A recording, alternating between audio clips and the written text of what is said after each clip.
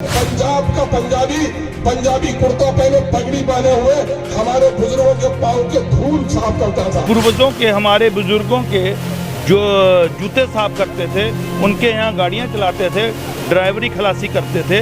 Transport को अगर कोई जन्मदाता है तो वो सिख है, जिन्होंने ट्रांसपोर्ट को बुलंदियों तक लेके गए हैं। जात पात रंग भेद से हमें गुरु साहब ने बहुत दूर रखा है, हमें जात पात की बात नहीं सिखाई है। समूह सिख समाज से माफी मांगनी चाहिए इस बयान पर।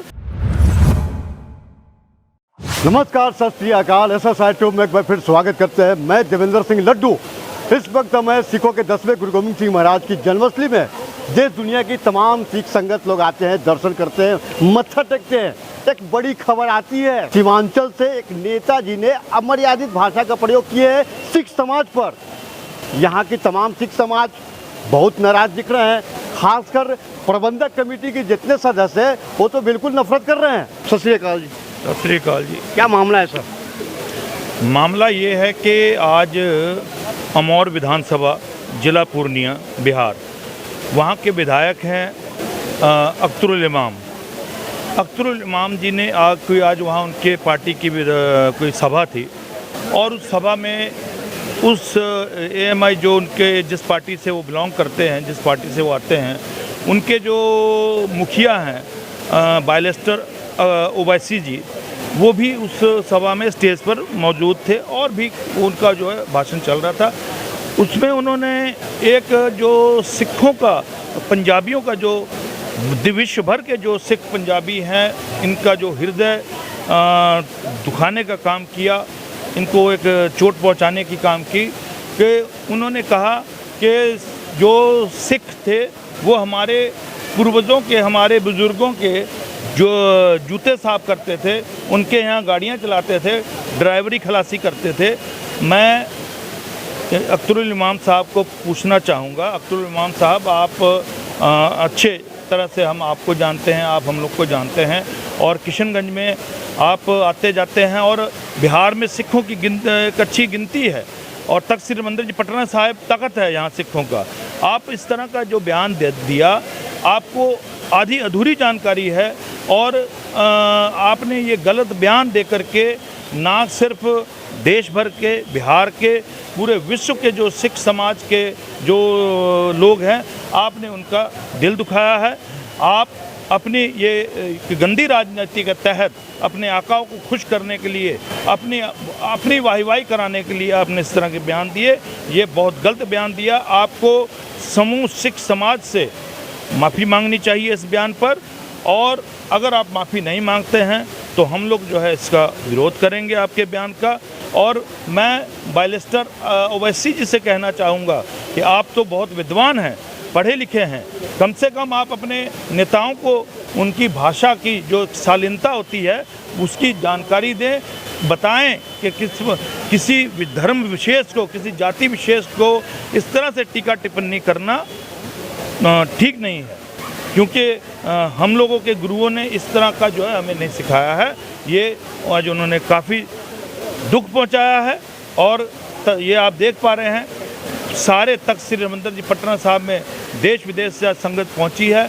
जैसे उनका ये बयान वायरल हुआ है आग के तरह और देश दुनिया की संगतों में इस बात का रोष सोशल मीडिया पे लगातार चल रहा है और मैं कहूँगा कि जितनी जल्दी हो सके वो इस बात से के लिए माफ़ी मांगे। अख्तरुल इमाम के आज जो बयान दिया है, उस बयान से तकरीबन सिख ही नहीं, हर एक वो हृदय जो सिखों की भावनाओं को समझता है, अतः जिसको इस बात मालूम है कि इमाम साहब, आप एक बात याद रखिए, जितना आप बोल रहे हैं, आपने जितना सारी लाइफ में नहीं कमाया होगा ना, उतना सिख एक साल में गुरुद्वारों में लंगर लगा देते हैं।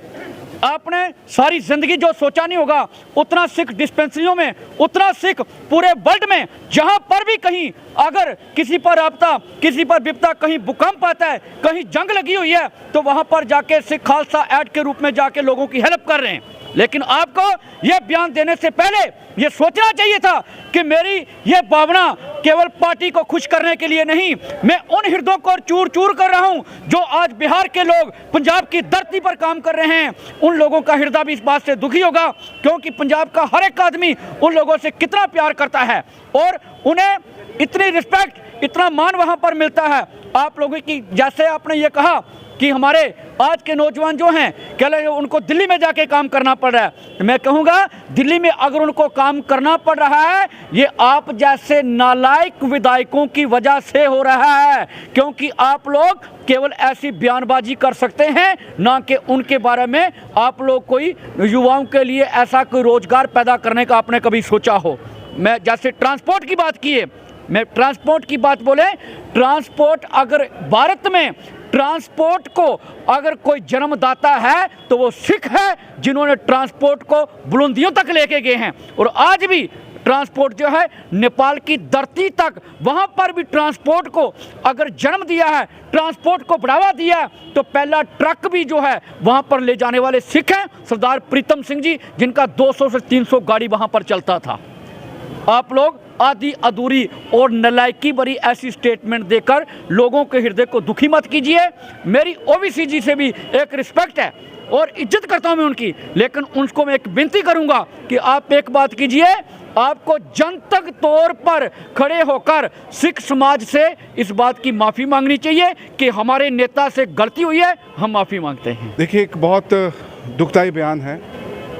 मैं एक चीज़ भी बताना चाहूँगा, रोष पूरी दुनिया के सिखों में है, होगा। अभी आप जब जैसे देख रहे हैं, लोग बार बार आके हमें फ़ोन भी कर रहे हैं, पूछ भी रहे हैं। अभी की अगर मैं हालात बताऊँ, जो अभी हमारे समाज ने इस हालात को देखा, दुनिया में जब कोविड के समय कोरोना जब आया, लोग अपने घर के अंदर बंद थे।